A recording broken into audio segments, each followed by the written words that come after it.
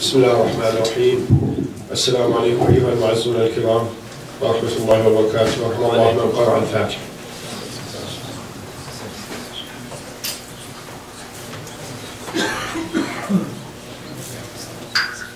قال تعالى: من المؤمنين رجال صدقوا ما عاهدوا الله عليه فمنهم من قضى نحبه ومنهم من ينتظر وما بدلوا تبديلا. ما كان يخطر ببالي يوما أن أقف بين هذه الوجوه الكريمة من الإخوة والأخوات مؤبنا بأحد إخواننا البررة من أركان هذه الجالية الكريمة، والتي ما فتئت تعطي وتقدم في سبيل الله من نفوسها ومالها،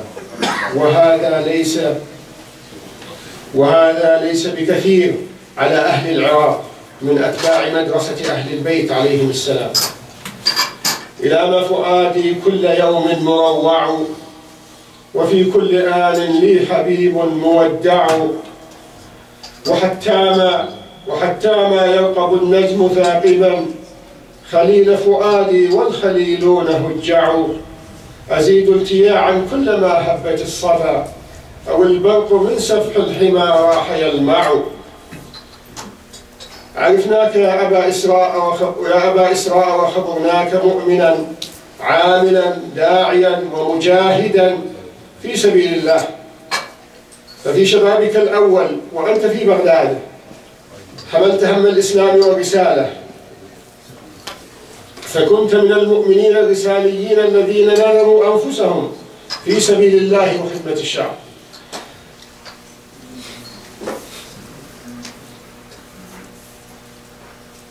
ففي شبابك الأول وأنت في بغداد حملت هم الإسلام والرسالة، فكنت من المؤمنين الرساليين الذين نذروا أنفسهم في سبيل الله وخدمة لشعبه. وكنت في الجامعة وما قبلها سراجا ينشر الوعي والفكر الإسلامي الأصيل، مما عرضك وعائلتك الكريمة لملاحقة مخابرات النظام البائد. وقدمت أسرتكم الكريمة أحد أبنائها قربانا في سبيل الله، وعلى نهج أهل البيت سلام الله عليهم من أجل محو الظلم والاستبداد عن العراق وأهله. وبعد تزايد ملاحقات النظام هاجرت إلى الكويت فواصلت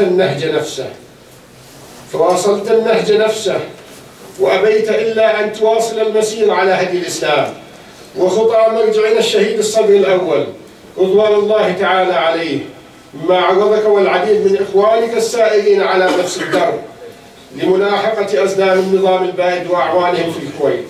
فكان الاعتقال والتعذيب والهجرة إلى منفى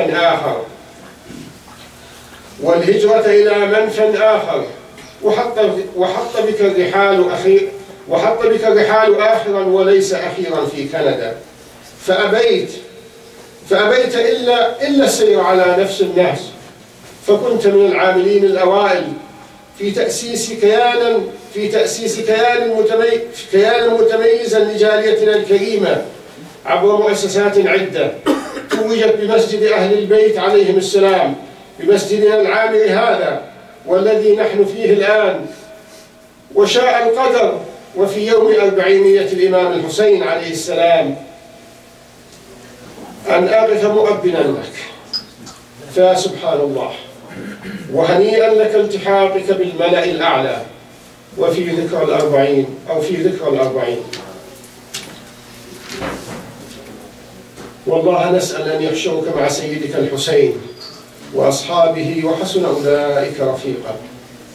ولما أذن الله بالفرج لشعب العراق المظلوم الصابر فقد خفيت إلى بغداد الحبيبة من جديد لتواصل سيرك على نهجك الأول خدمة للعراق وأهله.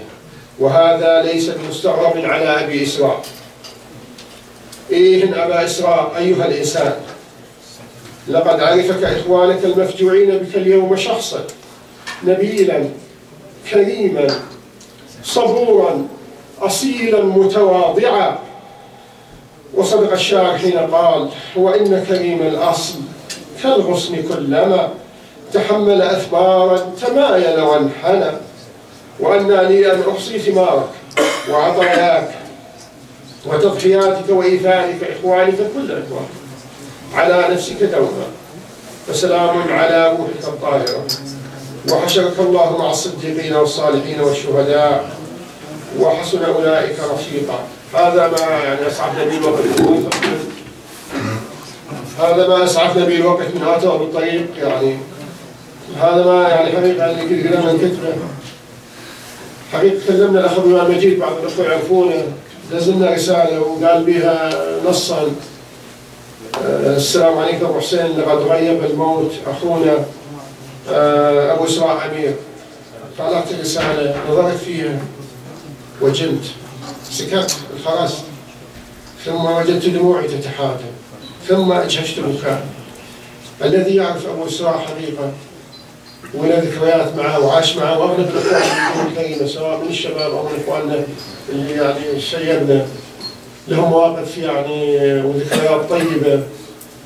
نسال الله ان لا يرينا يعني ان لا يريكم مكروها بعزيز، وان يلهمنا الصبر، وان يعوضنا خيرا، وان يعوضه الجنه، وان يحشره مع محمد وال محمد. اللهم امين. والفاتحه الى روح والى ارواح المؤمنين والمؤمنات جميعا.